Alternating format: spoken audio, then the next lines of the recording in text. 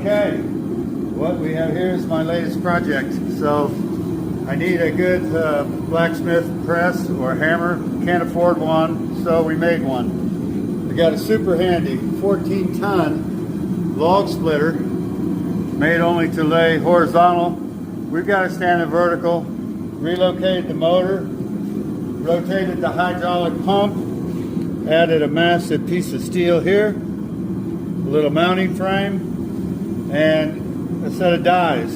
So heating up some steel right now. It's going to be our first test. See how it goes.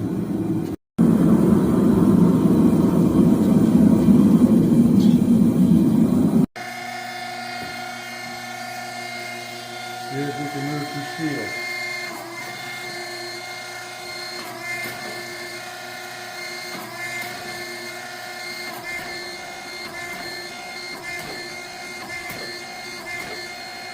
You don't see that, but Yeah, I can see it.